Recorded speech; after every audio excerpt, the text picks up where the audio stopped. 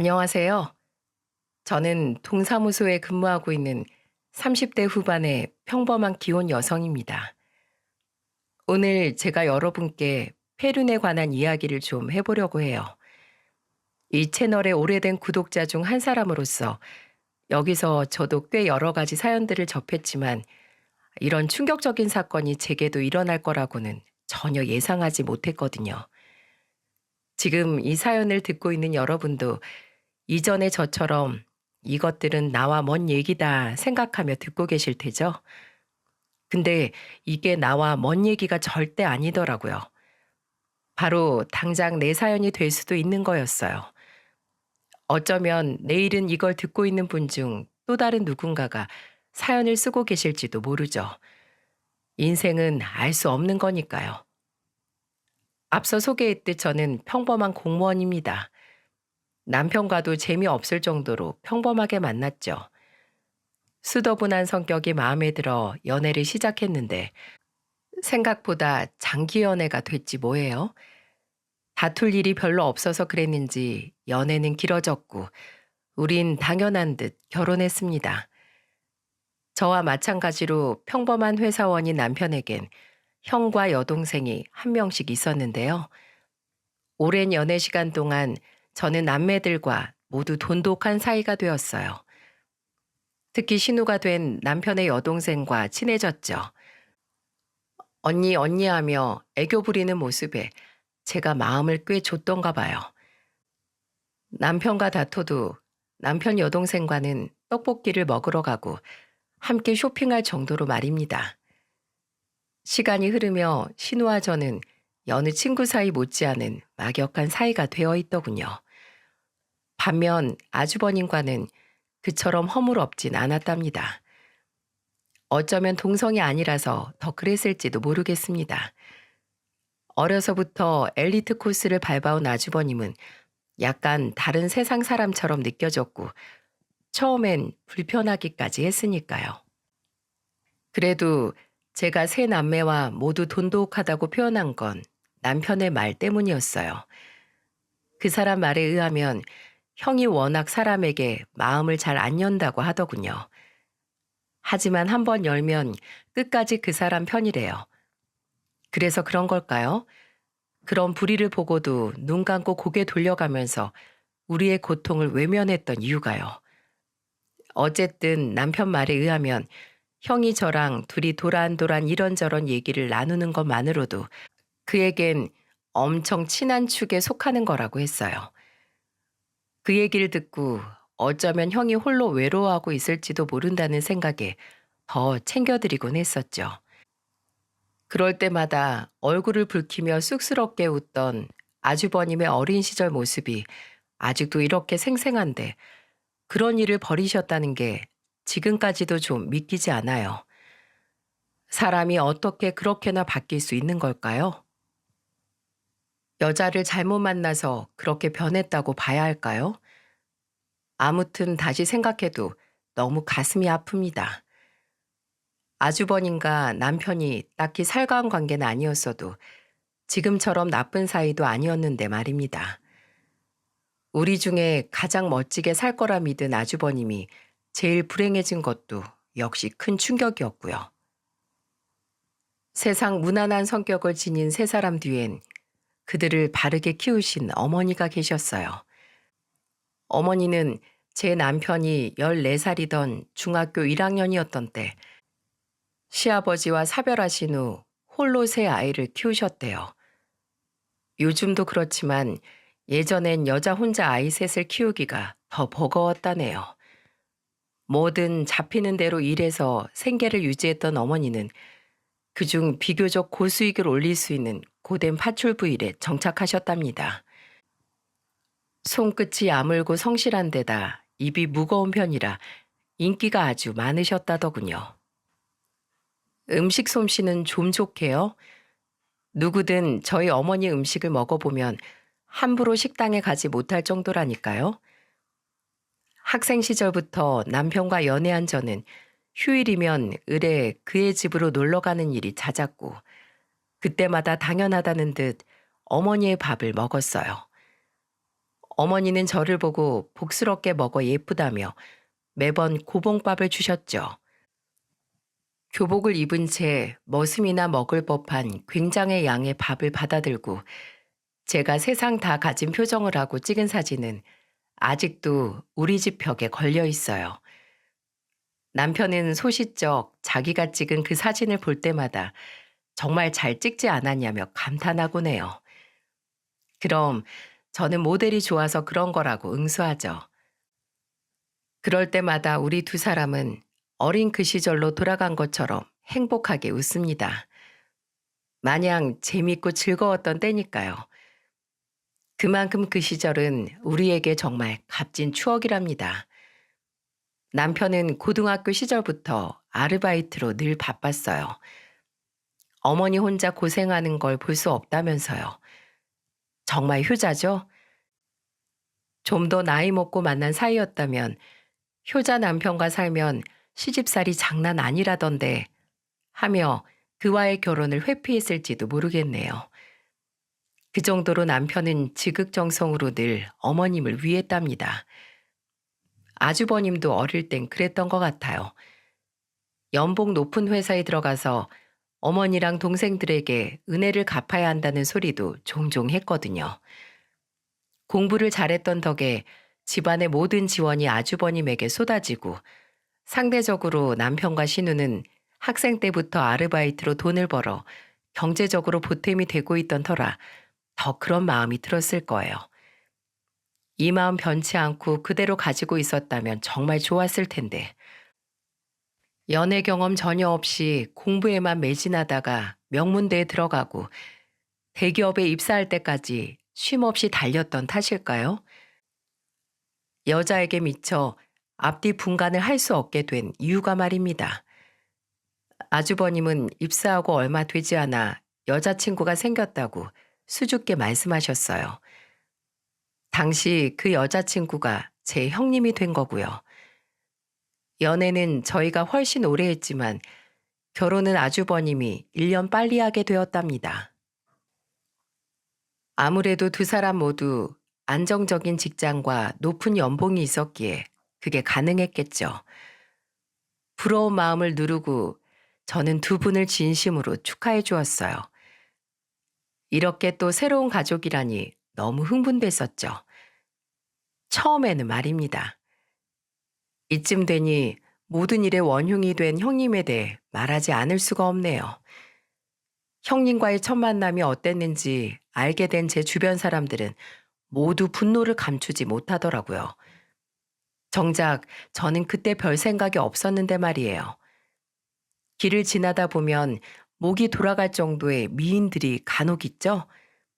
제 형님은 그런 사람 중 하나였어요. 늘씬한 몸에 옷도 잘 입었는데 걸친 것 모두 하나같이 고가의 것들이었습니다. 명품 같은 거 잘 모르는 저 같은 사람도 한눈에 알 수 있을 정도의 브랜드들이 많았죠. 반면 저는 어릴 때부터 딱히 예쁘단 소리를 들어보지 못하고 컸어요. 간혹 사람들이 인사치레로 귀엽다고 말해 주었지만 그런 외모 칭찬은 하나도 즐겁지 않았죠. 제가 봐도 동그란 얼굴에 몸매도 그저 평범하기만 했거든요. 그래서 좀 주눅이 들었던 것도 같습니다. 형님은 아주버님과 같은 회사에 다니고 있다고 했는데 동기들과 비교도 할 수 없을 만큼 초고속 승진을 한 직장 상사라고 했어요. 연상이고 또 능력 있는 여자라고요. 형님에겐 대체 없는 게 뭘까 싶었죠. 저랑은 다른 세상 사람처럼 느껴지더군요. 이제까지 아주버님께 느낀 그런 위화감과는 비교도 할 수 없을 만큼이요. 너무 잘난 사람 옆에 있으니 제가 좀 못나 보인다는 생각이 잠깐 들긴 했지만 그런 사람과 가족이 된다는 것에 진심으로 기뻤습니다. 그간 고생하신 어머님과 장남 학비 마련 돕는다며 애썼던 남편과 신우 모두에게 좋은 소식이라 여겼으니까요. 좀 더 가까워지고 싶은 마음에 무슨 말이라도 걸어보려고 저는 그녀가 들고 있던 가방을 언급했어요. 너무 고급스럽고 예쁘다고요. 당시엔 몰랐는데 제가 모르던 로고가 적힌 그 가방도 나중에 찾아보니 상당한 고가 명품이었고 인터넷 최저가로도 200만 원이 넘는 그런 모델이었더라고요. 형님은 우아하게 웃으시면서 제게 말씀하시더군요. 좋은 구두를 신으면 그 구두가 좋은 곳으로 데려다 준다는 말처럼 좋은 물건을 지니면 그만큼 좋은 에너지가 발산되거든요. 여기까지만 했으면 참 좋았을 텐데 형님은 그 한마디를 덧붙이셨어요. 제 친구들이 화를 냈던 것도 바로 이 말 때문이었죠. 시장에서 산 싸구려 가방 들고 다니면 사람이 그만큼 격 떨어진다는 거 잊지 말아요. 부드러운 말투와 온화한 표정으로 한 말이라 처음엔 그것이 상당히 폄하적인 말이라는 것도 눈치채지 못했을 정도였어요. 높은 자리에 있다더니 사람을 많이 상대해봐서 말투와 분위기가 사뭇 남다른 건가 라는 생각이 들기도 했죠. 저도 종일 민원인들을 많이 만나는데 저는 왜 이런 것들을 갖추지 못한 걸까 싶기도 했고요. 형님의 말에 반응한 건 당시 남자친구였던 제 남편이었습니다. 시장에서 산 싸구려 가방 아닙니다. 10주년 기념으로 백화점에 가서 제가 사서 선물한 가방이에요. 저는 당연히 저에게 한 말이 아니라고 생각했어요. 제가 들고 있던 가방은 남편의 말 맞다나 시장표 싸구려가 아니었으니까요. 하지만 남편은 달랐습니다. 공격적으로 느껴졌는지 그의 목소리가 조금 격앙되어 있었어요. 모멸감을 느낀 모양이더라고요. 거길 나와서까지 남편이 저에게 따로 이렇게 말했을 정도였으니까요. 그 가방 싸구려 아니야. 내가 백화점에서 점원 추천받아서 40만 원 넘게 주고 산 거니까 전혀 기죽을 거 없어. 라고 말입니다. 그런 그에게 저는 전혀 신경 쓰지 않는다며 웃어주었어요. 내 생에 가장 비싼 가방을 들고 있으면서 어떻게 자격지심 같은 걸 가질 수가 있겠냐고요. 남편은 형님의 가방이 어떤 명품이고 얼마짜리인지 지금도 전혀 모르고 있어요. 저는 남편의 이런 모습이 어쩐지 더 사랑스러웠지만 이런 남자들 속 터진다는 분들도 간혹 있더군요.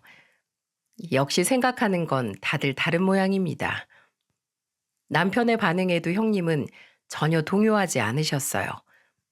더욱더 부드러운 눈길로 그러셨죠.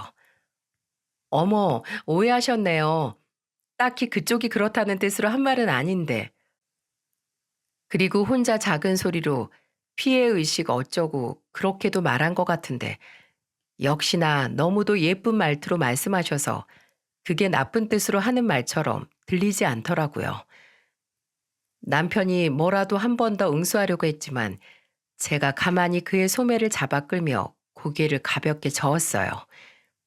형의 여자친구를 처음 만나는 자리에서 그런 논쟁은 전혀 도움이 안 된다고 생각했으니까요. 남편은 낮게 한숨을 쉬며 더는 말을 잇지 않더군요. 저는 작게 고마워라고 했고 그제야 남편의 표정이 조금 풀리는 게 보였어요. 어쨌든 형님이 정말 신비한 재주를 가진 분이라는 생각이 들었어요. 이래서 사람이 사람에게 홀리기도 하는 건가 싶었을 만큼이요.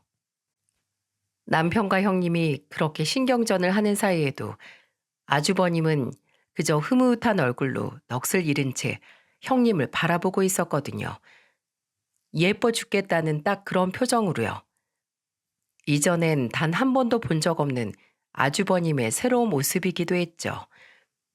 콩깍지가 벗겨지지 않은 그 모습조차 저는 너무 좋아 보이더라고요. 긴 시간 연애한 우리에겐 없는 모습이기도 했으니까요. 그 사건을 계기로 남편은 형님을 속물이라며 좋지 않은 시선으로 보기 시작했어요. 되도록 같이 있을 자리도 만들지 않았고 나중엔 아예 형님에 대한 언급 자체를 피하더군요. 이러다 형제 사이까지 멀어지게 될까봐 중간에서 저만 괜히 눈치를 봐야 했죠. 그러다 저도 형님과의 사이가 불편해지는 사건이 발생하고 말았습니다. 태어나 처음이었어요. 누군가의 머리채를 잡았던 건요. 남들이 그러는 걸 보게 될 때면 왜 저렇게까지 싸우는 걸까? 말로 하면 될 걸. 하고 생각했는데 세상엔 말로 해서 안 될 인간도 있었던 거예요. 그런 무지막지한 싸움을 하는 사람들에게도 다들 사연이 있었던 거죠. 함부로 판단해선 안 될 그런 이유가 분명 각자에게 다 있었던 겁니다. 대체 무슨 일이 있었기에 화도 잘 안 내는 성향인 제가 그런 짓까지 벌이게 됐는지 감정을 누르고 차분하게 되짚어 보도록 할게요. 당시 제가 결혼 1년 차 정도 됐을 때니까 형님은 결혼 2년 차였을 때네요. 아버님 제사 때문에 모인 자리에서 사건은 벌어졌습니다. 대체 형님은 생각이 있는 분일까요? 사회적으로 성공한 사람들 사이에 많다는 소시오패스, 뭐 그런 게 아닐까 싶기도 하네요. 첫 만남의 일화에서만 봐도 형님이 보통 성격이 아니라는 건 이 사연을 듣고 있는 여러분도 쉽게 눈치채셨을 거라고 생각돼요. 남편이 형님과 대면대면하고 난 후엔 분위기가 가라앉지 않도록 저라도 일부러 밝게 얘기하고 그랬는데요. 그날은 도저히 그럴 수가 없었어요. 생각지도 못하게 임신이 되고 최대한 몸을 아끼며 지내던 어느 날 갑자기 하혈하는 바람에 급히 병원에 가보니 유산이라고 하더군요. 몸도 마음도 만신창이었던 제게 남편은 제사에 가지 말고 그냥 집에서 같이 쉬자고 했어요. 어머니께는 자기가 잘 말씀드리겠다면서요. 그러자 아이를 잃은 것도 낳는 것만큼이나 몸이 축나는 일이라며 우리 집으로 와서 제 수발을 들어주신 어머니가 생각나더군요. 제가 가지 않으면 더 걱정하실 것 같아 저는 괜찮다고 하고 시댁으로 향했습니다. 형님은 아주버님과 미리 와 계셨어요. 제가 들어서자 어머니께서 저를 품에 안고 말씀하셨죠. 몸은 괜찮고 힘들면 안 와도 된다고 둘째한테 말했는데 옆에서 신우도 제 등을 어루만지며 말하더군요. 많이 걱정했는데 그래도 얼굴 보니까 마음은 좀 놓인다. 방에 들어가서 누워 있어도 되고 아무 때고 먼저 집에 가도 되니까 몸 생각만 해. 저는 그런 두 사람에게 괜찮다며 웃어 보였어요. 그러자 신우가 울먹이며 말하더군요. 차라리 울어 언니. 그렇게 웃는 것보다 차라리 우는 모습 보는 게 덜 슬프겠어. 그렇게 모두의 관심이 제게 쏠렸던 게 싫었을까요? 아니면 원래 그냥 그런 사람이었던 걸까요? 나중에 형님과 저만 주방에 있게 됐을 때 형님이 가벼운 목소리로 제게 물었어요. 근데 동서, 몸 관리는 안 해? 저는 유산까지 했는데 왜 몸보신을 안 하냐 그런 뜻인 줄로만 알고 했어요, 형님. 감사하게도 어머님께서 우리 집에 오셔서 잘 챙겨주고 가셨어요. 아니, 몸매 관리 안 하느냐 이 말이야. 그래도 유산한 지 시간이 좀 되지 않았나? 왜 지금까지 몸이 이래? 당혹스러웠어요. 다들 피하고 있던 단어인 유산이라는 말을 너무 아무렇지 않게 쓰는 것도 그렇고요. 그래요. 임신하고 유산하는 과정에서 예전보다 몸이 좀 붓고 두루뭉술해진 건 사실이니까. 100번, 1000번 양보해서 형님처럼 몸매 관리해서 예쁜 모습으로 살게끔 살 좀 빼란 소리 하고 싶을 수 있었다 쳐요. 그런데 뭐든 타이밍이라는 게 있잖아요. 아직은 제가 그럴 정신까진 없어서요. 그렇게까지 말하고 대화를 끝내려고 했어요. 더 이상 말하고 싶지 않았거든요. 얼른 털어버려. 솔직히 다행인 부분도 있고 뭐. 다행인 부분이요?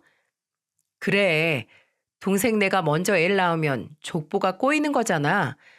나중에 내가 낳은 애가 동선 애한테 오빠, 누나 그런 호칭을 하면 얼마나 우습겠어? 안 그래? 대체 이 사람은 어떤 사람이기에 이런 말을 웃으며 할 수 있는 건지 도무지 이해가 되질 않았습니다. 그러니까 우리 애가 유산된 게 다행이란 소리잖아요, 이게. 고깝게 듣지 말아줘. 그냥 내가 솔직해서 그런 거니까. 얼른 추스르고 몸 관리해서 애는 다시 낳으면 되는. 저는 형님의 말을 자르며 말했어요. 형님은 솔직하단 말이 무례하고 몰상식하다는 것과 같은 뜻인 줄 아시나 봐요? 그러자 형님이 피식 웃더군요. 처음 만났던 날 남편과 대화하며 보인 그 웃음과 같은 것이었죠. 이래서 피해의식이 있는 사람들과 대화하는 건 피곤하다느니 하며 형님이 혼자 중얼거리더라고요. 피가 거꾸로 솟는 것 같았습니다. 앞서 언급했듯 어지간한 일로는 화를 내지 않는 성격이라 가방 사건 때 남편이 화낼 때도 저는 별스럽게 생각하지 않았어요. 딱히 우리 들으라고 한 말이 아니라잖아 하면서요. 하지만 이건 참을 수가 없었습니다. 매일 눈물로 얼룩진 지옥 속에서 사는 제게 뭐라고요? 그나마 다행? 분노가 극에 달한 저는 그대로 형님의 머리채를 잡아챘습니다. 형님이 쎄된 비명을 날카롭게 내질렀고 온 가족이 주방으로 뛰어왔어요. 하지만 저는 형님의 머리채를 놓아주지 않았답니다. 아주 대머리를 만들어버릴 작정이었으니까요. 제가 안 해서 그렇지 싸움을 굉장히 잘하는 스타일이더라고요. 지금이야 이렇게 아무렇지 않은 듯 여유를 가지고 말하고 있지만 당시엔 정말 처절한 마음이었어요. 죽여버리고 싶은 충동이 일 정도였으니까요. 결국 한참 만에 저에게서 벗어난 형님이 씩씩거리며 시댁에서 사라졌고 아주버님도 그 뒤를 급하게 따랐죠. 저희 두 손엔 형님의 윤기나고 찰랑거리던 머리칼이 마구잡이로 헝클어진 채 덥수룩하게 쌓여 있었답니다. 남편과 저는 이 일이 있고 난 후 더는 아주버님 부부와 보지 않았어요. 더는 상대할 가치가 없다고 느껴졌거든요. 그 어떤 일이 생겨도 중간에서 아주버님은 병풍인 양 형님에게 아무런 제지도 가하지 않았어요. 이제와 생각해보니 그것이 결국 그토록 끔찍한 사건이 일어나게끔 만든 발판이 된 것 같다는 생각이 드네요. 형님의 만행은 그것으로 끝나지 않았으니까요. 어느 날 형님이 최연소 부장 타이틀을 달았다는 소식이 들려왔어요. 임원이 되기 위해 최선을 다해 노력하고 있다는 소리까지요. 그리고 얼마 지나지 않아 형님이 쌍둥이를 임신했다는 얘기를 듣게 됐습니다. 형언할 수 없는 기분이 저를 애워쌌어요. 얼른 마음을 추스리려 애썼죠. 하지만 쉽지 않더라고요. 아버님 제삿날 있었던 일이 생생하게 떠올라 제 마음은 한참이나 음험한 기운 속에서 허우적거려야 했죠. 그런 서로의 소식은 남편과 아주버님을 통해 오고 갔습니다. 회사 때문에 먼 지방으로 간 신우를 제외하고 어머니, 아주버님, 남편 이렇게 세 사람이 시댁에서 가끔 식사하면서 서로의 소식을 나눴거든요. 이런 집안 사정과는 상관없이 어머니와 저는 여전히 돈독하게 잘 지내고 있었어요. 제가 시댁으로 갈 때도 있었고 어머니께서 우리 집으로 와주실 때도 있었고요. 종종 밖에서 만나 차를 마시거나 식사를 하기도 했습니다. 형님이 쌍둥이를 출산할 때가 다가오자 어머님이 제게 그러시더군요. 아주버님 집에 들어가 살면서 아기들 키우는 걸 도와주기로 했다고 말입니다. 이미 연로하신 어머니께서 하나도 아닌 두 아기를 돌보다가 건강을 해치면 어쩌나 걱정이 됐습니다. 저는 차라리 산후 도우미를 쓰는 게 낫지 않겠냐고 제안했어요. 그랬더니 어머님께서 이미 집을 처분하셨다고 하는 거예요. 여기서부터가 뭔가 싸했습니다. 말이 떨어지기 무섭게 집을 정리하시다니요. 마당이 있어서 고기를 구워 먹을 수도 있고 옥상도 있어서 장독대도 들 수도 있는 그런 정겨운 주택을 그렇게 금세 처분했다는 말씀에 저는 몹시 서운했어요. 집안의 나무들과 평상, 계단, 하나하나가 어린 시절부터 남편과 쌓아 올린 추억의 부산물로 느껴졌으니 당연했죠. 제가 너무 섭섭해하자 어머니가 절 다독이시더군요. 어차피 혼자 살기엔 큰 집이었고 큰애 집에 들어가서 살면 필요도 없을 집이라고요. 어머님이 결정하신 일이니 저는 더 왈가왈부하지 않기로 했습니다. 다만 아주버님네로 들어가 살더라도 지금처럼 가끔 저와 밖에서 같이 식사하시거나 종종 우리 집에서 주무시기로 하고 얘기를 마무리했죠. 어째서 안 좋은 예감은 틀리는 법이 없을까요? 쌓아던 그 느낌에 더해져 저는 얼마 지나지 않아 경악할 만한 광경을 목격하고 말았어요. 무슨 일일지 감이 잡히시나요?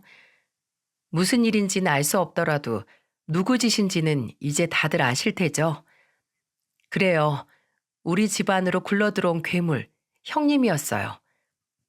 남편은 회식이 있다면서 좀 늦는다고 했던 터라 집안일을 끝내놓은 후 저는 가볍게 맥주 한 잔을 하려던 참이었죠. 그때가 아마 저녁 8시쯤 됐을 거예요. 금방이라도 울음을 터뜨릴 듯한 목소리로 시어머니께서 제게 전화를 하신 것 말입니다. 작은 애니? 엄만데 나 좀 이 집에서 데리고 나가줄 수 있겠니? 제발 부탁이야. 큰애 오기 전에 얼른 와서 나 좀 도와다오.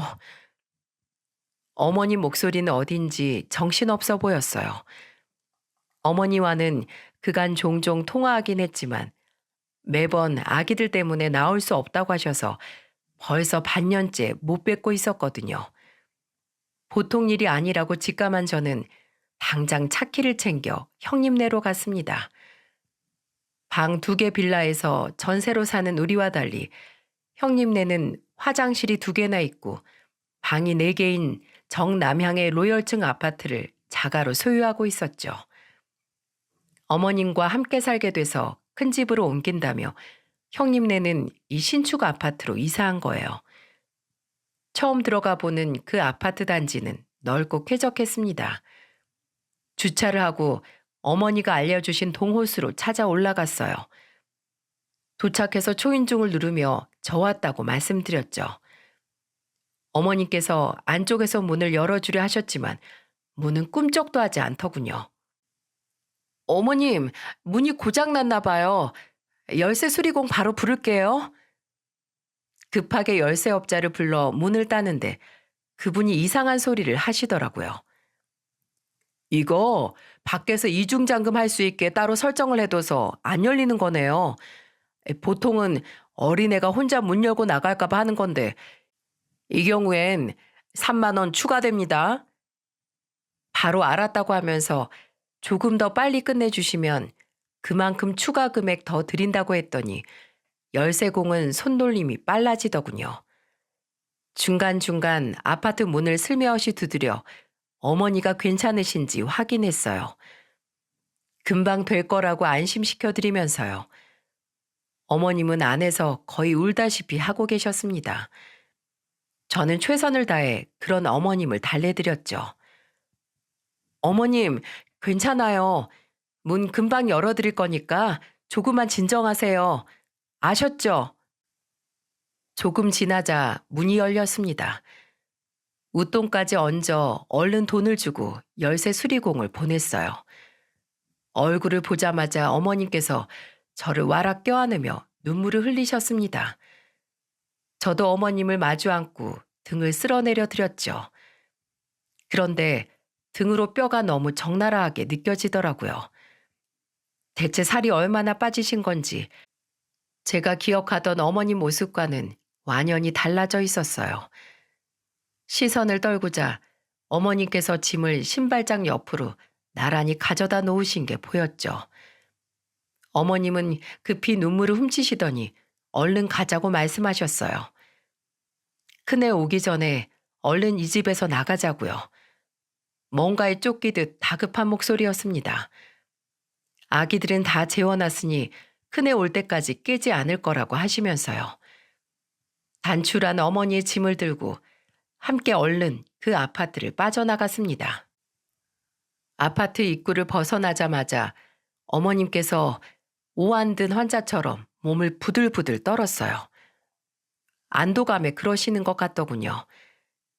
제가 근처에 차를 세우려 하자 어머니가 손사래를 치시며 말씀하셨습니다. 안 된다고 말입니다. 최대한 멀리 가자고. 아니, 아예 너희 집으로 지금 바로 가자고.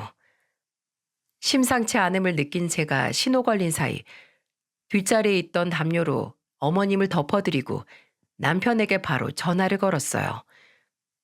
어머님 모시고 집으로 가는 중이니 아무것도 묻지 말고 지금 당장 집으로 와달라고요. 집에 도착하고 얼마 지나지 않아 남편이 들어오더군요. 남편은 어머님의 모습을 보고 충격을 받은 듯 했어요.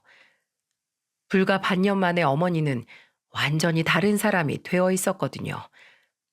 한 줌에 잡힐 것처럼 가늘어진 허리와 볼이 푹 패어 뼈 모양 그대로 가죽만 입힌 것 같은 얼굴까지 말입니다. 남편은 어머님 앞에 무릎을 꿇고 앉더니 고개를 푹 숙였어요. 그리고 어머님을 한껏 안은 후 울먹이면서 말하더군요. 대체 무슨 일이 있으셨던 거예요? 다 말씀해 보세요. 저희는 어머님께 그러게 왜 그 집에 들어가셨냐, 가지 마시라 하지 않았냐, 라는 말 따위는 하지 않았습니다. 그렇게 어머니를 더 상처 줄 수는 없었으니까요. 어머니의 말씀은 이러했습니다. 아침부터 저녁까지 어머니는 집안일부터 아기 돌보는 것까지 온갖 일을 해야만 했대요. 형님이 들어왔을 때 청소가 되어 있지 않거나 아기를 시켜놓지 않으면 바닥에 있는 장난감들을 집어 어머님께 마구 던졌다고 하더군요. 그 얘기를 듣고 저는 얼른 어머님께 다가앉아 옷을 끌어올리고 어머니 팔이며 다리를 훑어보았습니다. 예상대로 여기저기 멍자국이 가득했어요. 남편이 어금니를 깨물고 눈물을 흘리더군요. 저는 그대로 어머니를 껴안고 오열했어요. 어머님, 왜 진작 전화하지 않으셨어요? 그러자 어머니가 울면서 그러시더군요. 큰애가 매일 핸드폰을 숨겨놓고 출근해서 전화할 수가 없었어. 형님은 어머님을 모셔가 놓고 그렇게 엽기적인 행각을 벌이고 있었던 겁니다. 형님은 외출하기 전 자신이랑만 연결되는 구형 통신 장비만 하나 두고 나간다고 했어요. 아기들한테 일이 생기거나 위급한 상황일 땐 그걸로 연락하라고요. 이게 말이나 되나요? 여러분은 상상이 되세요? 지금이 어떤 세상인데 이런 식으로 노인을 학대한다 말인가요? 그럼 얼마 전까지 저랑은 어떻게 통화하신 거냐 물으니 형님이 옆에서 통화 버튼 눌러주고 감시하고 있었다는 거예요. 그래서 평소와 같이 밝은 목소리로 통화하셨던 거고요. 억장이 무너진다는 게 바로 이런 걸 말하는가 봅니다. 기이하고 가학적인 행동은 이것으로 끝이 아니었어요. 새벽부터 밤늦게까지 온갖 굳은 일은 어머니께 다 맡겨놓고 형님이 어머님께 드린 돈은 단돈 10만 원이었다고 해요. 그 돈마저 아기들 분유와 기저귀를 사는 것에 다 쓰게 만들어버리고요. 이게 정말 사람인가요? 겉모습만 그렇게 화려하고 멋지면 뭐하나요? 안에 든 게 썩은 달걀보다 더 악취 풍기는 시궁창인데 정말 벌레만도 못한 쓰레기구나 하는 생각밖엔 안 들더군요.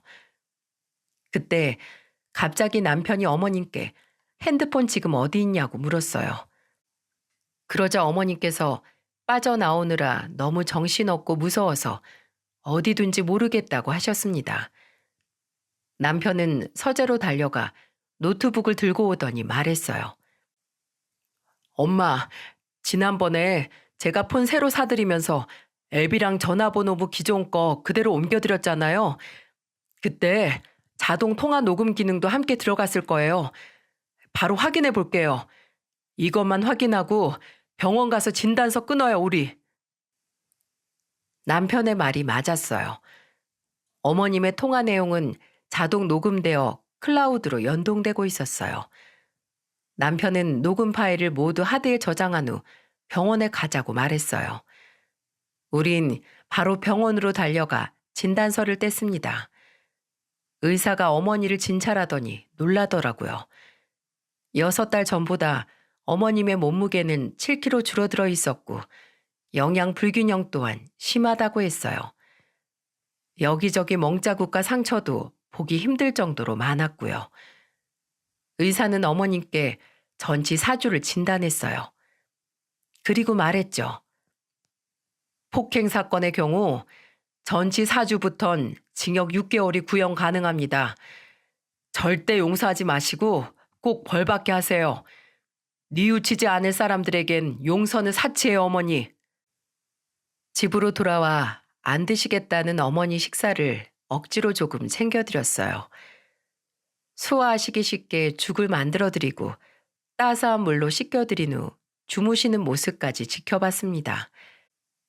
어릴 때부터 제게 고봉밥을 퍼주시던 따스하고 환한 시어머니가 이렇게 연약하고 앙상한 모습으로 제 앞에 계시다니 계속해서 터지는 눈물을 주체할 수가 없었죠. 어머님의 숨소리가 고르게 퍼지는 걸 확인하고 나서야 우리는 방에서 나왔습니다. 그리고 아까 받아둔 자동 녹음 파일을 하나하나 열어봤어요. 정말 미쳐버리겠더군요. 남편은 분노를 주체하지 못해 피가 안 통할 정도로 주먹을 꽉 쥐어타 놓기를 반복했죠. 녹음 파일엔 그 여자와 어머님의 목소리가 고스란히 담겨 있었어요. 벌레만도 못한 그 괴물이 너무도 다정한 말투로 어머니께 말하더군요. 어머님, 팔출부일 오래 하셨다면서요. 입주 파출부한다고 생각하시면 되는 거 아닌가요? 뭐가 그렇게 힘들단 건데요? 아들네 집에서 그냥도 도와주시는 어머님들 많으시던데 저희는 돈도 드리잖아요. 이어 어머님이 간절하게 호소하는 목소리가 이어졌어요. 정말 너무 괴로워서 그런다. 나 좀 살려다오. 이제 나도 많이 늙어서 이렇게까지 힘들게 살림 못 봐. 그러니 그냥 다른 사람 구해. 모르는 사람이 제 살림 만지는 거 싫어요. 그러니 지금처럼 아기들도 그렇고 살림도 계속 어머님이 살펴봐 주세요. 그럼 아기 봐주는 사람이라도 따로 구해. 더는 못한다. 난 절대 못해. 그렇게 힘드세요? 그럼 어쩔 수 없죠. 애들을 그냥 국가보육시설에 보내버려야겠네. 아니, 해외로 입양을 보내버릴까? 당황하는 어머니께 그 여자가 말하더군요. 어머님, 저 지금 일해야 되는데 이게 뭐예요?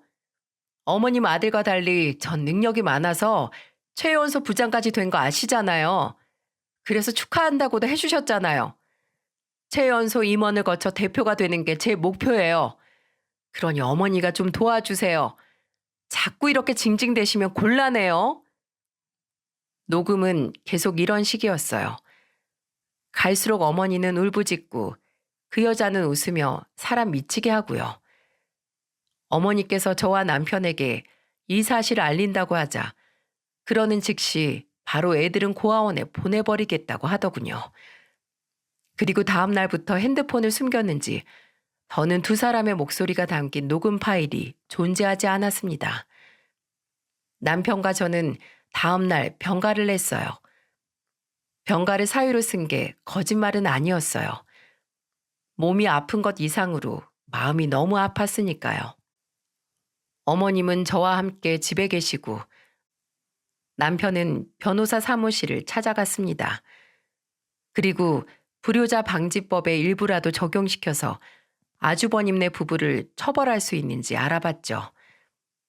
아직 실효성은 없는 법인지라 어렵다는 답변이 돌아왔지만 노인 학대죄와 특수폭행은 적용시킬 수 있다고 했다더군요. 남편은 변호사와 함께 경찰서로 가 바로 두 사람을 고소했다고 했어요.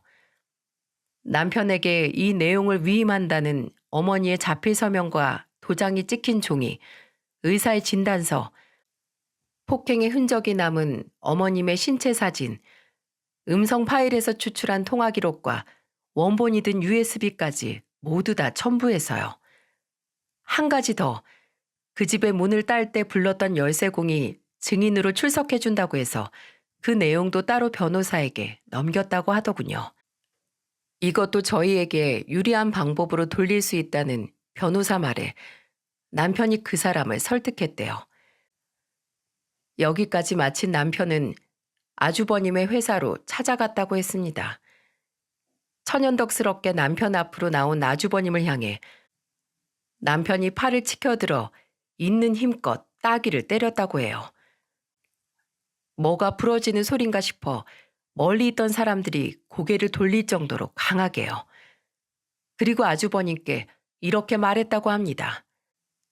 그래, 난 공부 못했으니까 잘난 형이 대학 가고 좋은 곳 취직하고 그런 게 옳다고 생각했어. 지금의 네 위치 너 혼자 만든 거 아니야.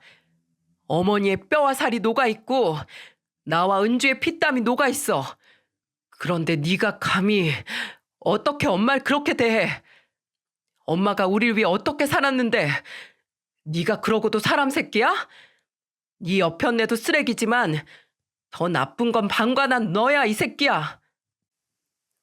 아주버님은 아무런 말도 없이 고개만 숙였다고 하네요. 그런 형을 향해 남편이 말을 이었다고 했어요. 방금 너랑 그 여자 고소하고 왔어. 어찌나 열심히 엄마를 부려먹고 학대했는지 여기저기 흔적들을 많이 남겼더라고. 기대해. 앞으로 집도 회사도 아닌 교도소에서 먹고 자게 만들어 줄 테니까. 아주버님은 그런 남편에게 단 한마디도 하지 못한 채 그저 고개를 숙인 채 서 있기만 했다더군요. 어머님은 우리와 함께 지내면서 조금씩 몸도 마음도 회복되어 갔어요. 하지만 아주버님 때문에 늘 마음 한켠이 무겁다고 하셨죠. 제 마음 같아서는 반드시 죗값을 치르게 하고 싶었지만 어머님은 영 내키지 않는다고 하시더군요. 아무리 그래도 자식인데 하시면서요. 며칠 전 아주버님 내외가 집으로 찾아와 열어주지 않는 문 앞의 찬바닥에 몇 시간이나 무릎을 꿇고 앉아 눈물로 호소 한 통에 마음이 약해진 거겠죠. 악어의 눈물인 줄도 모르고 말이에요. 결국 어머님은 저와 남편에게 고소를 취하하고 싶다고 말했어요. 어머님께선 그 둘이 정말 반성해서 용서를 비는 것 같으냐고 제가 여쭤보자 어머니께서 고개를 절레절레 흔드셨어요. 아가, 자식이란 게 그렇더라. 아무리 주고 또 줘도 끝이 없게 주고 싶은 존재 말이다. 내가 할 수 있는 거라면 뭐든지 다 해주고 싶은 거. 그게 바로 새끼야. 어쩔 수가 없어. 이건 천륜이니까. 천벌을 받아야 할 사람들을 어째서 천륜으로 지키시려는 건지 이해가 되지 않았지만 우리는 어머님의 결정을 따르기로 했어요. 어머님의 뜻을 존중해드리고 싶었으니까요. 고소는 취하되었지만 생각지도 못한 방식으로 두 사람은 세상의 심판을 받게 되었답니다. 역시 정의는 살아있더라고요. 무슨 소리냐고요? 어떻게 새어나갔는지는 모르겠지만 아주버님네 회사 내에 소문이 파다하게 퍼졌대요. 어린 쌍둥이를 키우는 부장과 과장 부부가 시어머니를 감금해 놓고 착취하며 학대했다는 내용으로요. 사람들은 가십의 주인공이 누군지 금방 알게 됐고 두 사람이 지나갈 때마다 수군거린다고 해요.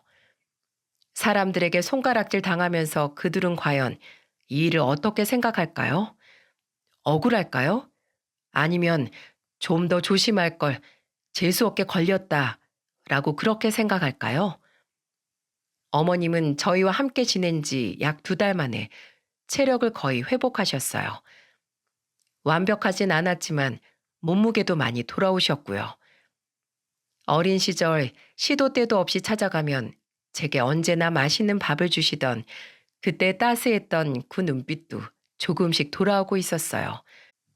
초반엔 늘 불안한 눈빛으로 사방을 두리번거리면서 그 여자가 쫓아와 금방이라도 어머님을 끌고 갈 것만 같다고 안절부절 못하셨거든요. 앞으로는 제가 더 잘해드릴 생각이에요. 어떻게든 우리와 함께 편히 지내실 수 있도록 말입니다. 어머니께서 어느 날 저를 부르시더니 말씀하시더군요. 아가, 엄마랑 사는 거 불편하진 않니? 전혀요, 어머니. 그렇게 말해주다니 고맙구나. 그래도 나 방 구해지는 대로 얼른 나가도록 하마. 저는 어머님의 두 팔을 꼭 잡고 간절히 부탁드렸어요. 그러지 마시고 저희와 계속 함께 지내세요. 전 어머니랑 사는 거 너무 좋아요. 가지 마세요, 제발. 혼자는 외로우시잖아요. 안 그래요? 그랬더니 어머님의 눈망울이 촉촉해지더군요. 되짚어 보면 사실 어머님께서는 홀로 외로우셨던 게 아닐까 하는 생각이 들었거든요. 형님이 처음부터 어머니 핸드폰 뺏고 문을 밖에서 잠가둔 건 아니었잖아요. 근데도 그 고된 생활을 스스로 견디셨던 건 역시 외로우셔서 그러셨던 거 아니었을까요? 어머님께서는 제 말에 순순히 수긍하셨어요. 그래, 외롭지. 나이 먹은 사람들은 알 거야. 옆에 남편이 있어도 외롭고, 없으면 더 외롭고, 자고 나면 한 명씩 저 세상 가고 없으니, 친구가 있으나 없으나 외롭다는 거. 그래, 맞아. 큰 놈 집에서 북적북적 지내니 몸은 힘들어도 그리 좋을 수가 없더구나. 지금도 쌍둥이는 너무 보고 싶어. 어머님의 손을 잡고 가만히 제 배 위에 올려드리며 말했죠. 저희 부부에게도 쌍둥이만큼이나 특별한 선물이 찾아왔어요, 어머님. 그러자 어머님 얼굴에 화색이 돌더군요. 장하다고, 축하한다고 저를 몇 번이나 안고 토닥여 주셨어요. 그리고 결심한 듯 말씀하셨죠. 아가도 곧 태어날 테고 우리 계속 같이 지내려면 좀 더 넓은 곳으로 가야 하지 않겠니? 여기 전세 계약도 곧 끝난다며. 제가 고개를 끄덕이자 어머니께서 잠시 방으로 들어가시더니 통장과 도장을 가지고 나오셨어요. 이거 이사할 때 보태렴. 특별한 선물로 찾아온 우리 손주에게 나도 이 정도 정성은 보여야 하지 않겠니? 통장을 열어보니 거기에는 2억이라는 큰 돈이 들어있었어요. 너무 놀란 저는 어머니께 여쭤보지 않을 수 없었죠. 대체 이게 무슨 돈이에요? 무슨 돈은 집 한 돈이지. 그거 아주버님한테 다 주신 거 아니셨어요? 어머님과 합치면서 아주버님네가 신축 고가 아파트로 이사 갔으니 당연히 거기에 어머님 돈이 전부 들어갔을 거라 생각했거든요. 주긴 걔들 하는 거 봐라. 뭘 믿고 돈을 턱하니 주겠니? 계속 달라고 보채는 걸 이런저런 핑계로 버텼지. 어쩌면 그래서 나한테 더 모질게 했을지도 모르겠구나. 마음이 참 아팠습니다. 어쩌면 어머님은 시숙님 부부에게 어느 정도는 그냥 당해주자는 마음 아니었을까요? 자식에 대한 사랑으로 그리고 또다시 마주할지 모를 외로움을 밀어내기 위해서요. 그러다 강도가 너무 심해지고 스스로 구제할 수 없는 지경에 이르셨던 것 같지만 말입니다. 어머님께서는 호환 마마보다 더 무서운 게 바로 외로움이다 라고 하셨어요. 그러면서도 저한테 부담이 될까 다시 집을 구해 홀로 나가겠다고 하신 어머님 마음에 어찌나 가슴이 시리던지요. 전 어머님을 꼭 안으며 말했어요. 어머님, 이제부턴 이 며느리가 지켜드릴게요. 외로움으로부터든 못된 그 여자로부터든 어머니를 괴롭게 하는 그 모든 것으로부터 이제는 제가 지켜드리려고 합니다. 그간 너무 고생 많으셨으니까요. 험한 일을 겪으면서 저희 어머니는 정신과 치료까지 받으셔야 했어요. 상담 선생님도 이젠 어머니가 많이 안정되셨다고 하고 제가 느끼기에도 어머니는 이전의 모습을 많이 되찾은 것 같긴 해요. 아직도 간혹 밤에 악몽을 꾸고 벌떡 일어나는 일이 좀 있긴 하시지만은요. 그래도 앞으로 더 나아지시겠죠? 시숙님 부부가 어떻게 지내는지도 궁금하시죠? 건네 전해 들은 얘긴데 두 사람 아주 곤혹스러운 전쟁을 치르고 있다고 하더군요. 어머니를 학대 감금했던 게 단지 내 시터들 사이에서도 소문이 쫙 나서 사람을 구할 수가 없었대요. 그래서 결국 아주버님이 육아휴직을 신청해서 쌍둥이들을 돌보고 있는 상태라고 하더군요. 남들 눈을 중시해서 엄청난 고가의 신축 아파트로 무리하게 이사한 탓에 대출금 갚느라 허덕거리고 있다고도 하고요. 덕분에 그 여잔 당근으로 명품을 정리하고 있는데 심지어 속옷까지 다 내놓고 있다고 하더군요. 그 얘기를 듣고 저도 모르게 중얼거렸습니다. 빤스까지 명품 입는 여잔데 그걸 못 알아보고 머리채를 잡아 돌렸으니 화날 만도 했겠다. 그러자 남편이 크게 웃음을 터뜨리더군요. 옆에 계시던 시어머니도 같이 웃음을 터뜨렸고요. 저도 덩달아 웃어버렸습니다.